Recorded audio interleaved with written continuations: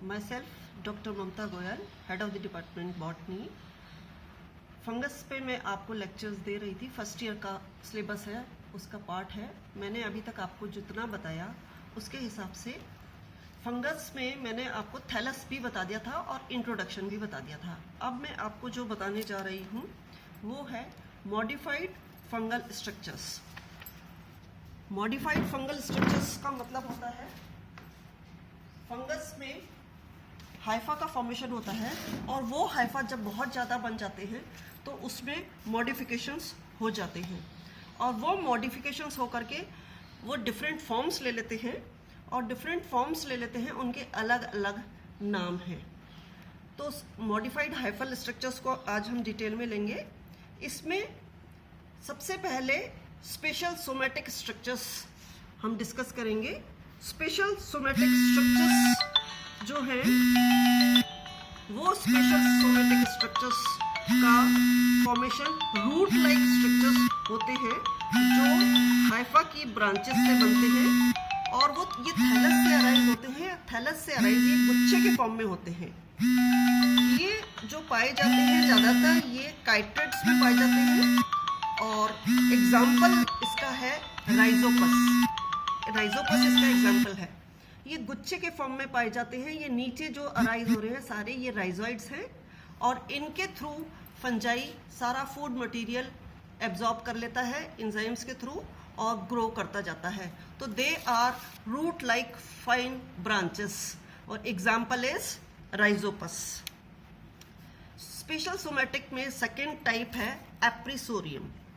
एप्रिसोरियम एक attachment organ है और ये अटैचमेंट ऑर्गन इन्फेक्शन जब होता है उस टाइम पे बनता है और ये अटैचमेंट ऑर्गन उस फंजाई को पर्टिकुलर होस्ट प्लांट से अटैच करने में हेल्प करता है।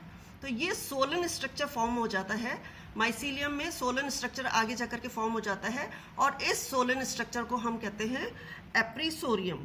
इस एप्रिसोरियम से ये हेल्प करता है फंजाई को होस्ट सरफेस से स्टिक करने में, एडियर करने में या उससे चिपकने में। ये small spherical vesicle like structures है और इसके एग्जाम्पल्स हैं एरिसाइफी और पक्सीनिया। इसके बाद इसमें थर्ड टाइप जो है वो है हॉस्टोरियम। हॉस्टोरियम जो होता है एक स्पेशल टाइप ऑफ स्ट्रक्चर का फॉर्मेशन है। ये जनरली पैरासाइट्स जो होते हैं उनमें पाया जाता है और कुछ स्पेशल अगर हम केस करें तो उसमें इंटरसेलुलर जो पैरासाइट्स होते हैं उसमें ये पाया जाता है। ये लेटरल आउटग्रोथ है।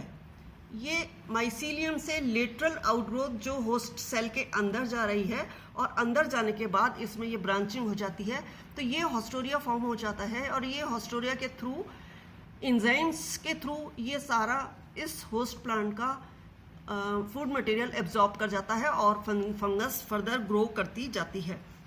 तो एंजाइम जो सीक्रेट होते हैं ये इस होस्ट प्लांट के सारे प्रोटीन्स को और कार्बोहाइड्रेट्स उनका ब्रेक डाउन कर देते हैं और उसका एब्जॉर्प्शन करके और ये इसका न्यूट्रिएंट हो जाता है जिसके थ्रू ये फंगस ग्रो करती जाती है। This is called as haustorium. ये होस्ट सेल है, ये माइसीलियम है और ये हॉस्टोरियम का फॉर्मेशन है होस्ट सेल के अंदर।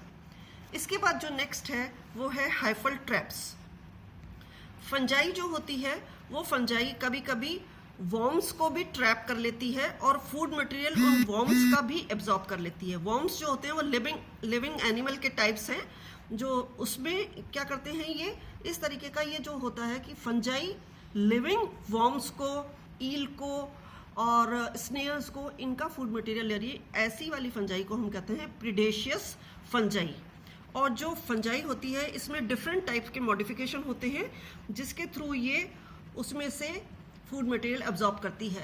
अब इसमें इस केस में या तो ये लिटरली ग्रो करके नॉब लाइक स्ट्रक्चर बना लेती है और ये जो नॉब लाइक स्ट्रक्चर का फॉर्मेशन होता है ये स्टिकी होता है।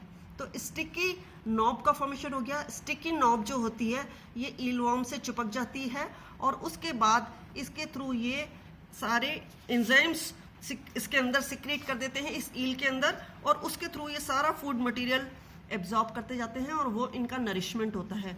तो इनको किल करके ये अपना फूड मटेरियल लेते हैं। इस तरीके की फंजाई कहलाती है प्रीडेशियस फंजाई, जिसका एग्जाम्पल है हाइफल ट्रैप्स। और इसी का एक एग्जाम्पल है ये एग्जाम्पल, जिसमें भी इन्होंने इस तरीके का ट्रैप फॉर्मेशन किया है और इस ट्रैप में अगर कोई भी ईल है वो इसमें फंस जाएगी और इसके थ्रू ये फूड मटेरियल एब्जॉर्ब करेंगे। तो डेक्टाइलेरिया एग्जाम्पल है इसका, और इस तरीके से ये हाइफल ट्रैप्स के थ्रू फूड मटेरियल एब्जॉर्ब करती हैं। अब दूसरा जो टाइप है, स्पेशल सोमेटिक स्ट्रक्चर्स हमने डिस्कस कर लिए। दूसरा है एग्रीगेशन ऑफ हाइफा। हाइफा जो होते हैं वो एग्रीगेट होकर के डिफरेंट शेप्स ले लेते हैं, डिफरेंट फॉर्म्स ले लेते हैं, और उनका अलग अलग हमने नाम दे रखा है, उनका अलग अलग नाम से उनको पहचाने जाते हैं। उसमें सबसे पहले है स्क्लेरोशियम।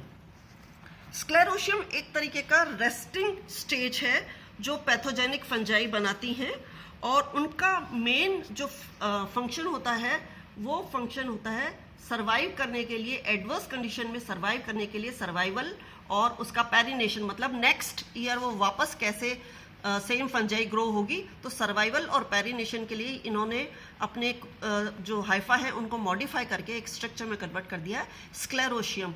ये जो स्क्लेरोशियम होते हैं इनका जो शेप होता है ये बहुत डाइवर्स होता है। ये स्मॉल स्फेरिकल शेप हो सकता है, लार्ज हो सकता है, और कई तरीके के शेप्स हो सकते हैं। इसके अंदर जो हाइफा होते हैं वो क्लोजली एग्रीगेटेड हो सकते हैं, बिल्कुल पास पास हाइफा आ जाते हैं। और जब वो हाइफा इतने पास आ जाते हैं तो ऐसा लगता है कि कोई टिश्यू का फॉर्मेशन हो गया।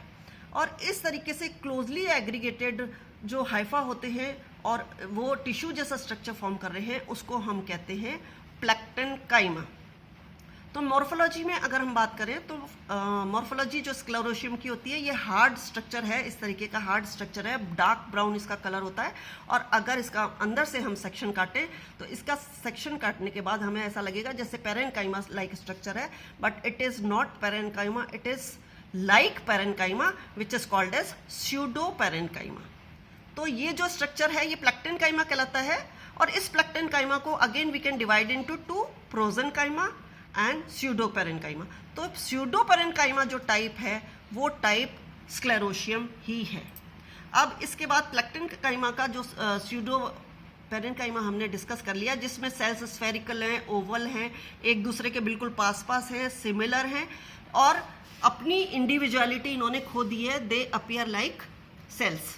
तो ये है स्यूडो शब्द लगा हुआ है इसमें, स्यूडोपेरेनकाइमा। इसके बाद हम बात करेंगे प्रोजेनकाइमा की।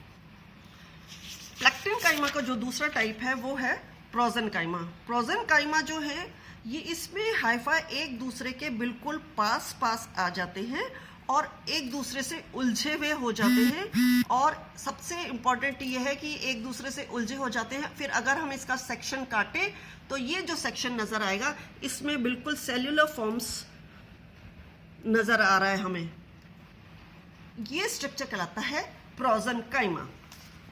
प्रोजेनकाइमा जो स्ट्रक्चर है, इस प्रोजेनकाइमा के स्ट्रक्चर में सबसे ज़्यादा इम्पोर्टेंट बात ये होती है कि प्रोजेनकाइमा में और स्यूडोपेरेनकाइमा में क्या डिफरेंस है कि प्रोजेनकाइमा में ये अपनी इंडिविजुअलिटी लूज नहीं करते, प्रोजेनकाइमा में इनकी इंडिविजुअलिटी ये मेंटेन रखते हैं, और जबकि स्यूडोपेरेनकाइमा में ये अपनी इंडिविजुअलिटी खो देते हैं। तो जब अपनी इंडिविजुअलिटी खो देते हैं तो उसको कहते हैं स्यूडोपेरेनकाइमा, और जिसमें इंडिविजुअलिटी खोते नहीं हैं उसको हम कहते हैं प्रोजेनकाइमा। तो ये दो टाइप्स हो गए प्लैक्टेनकाइमा के।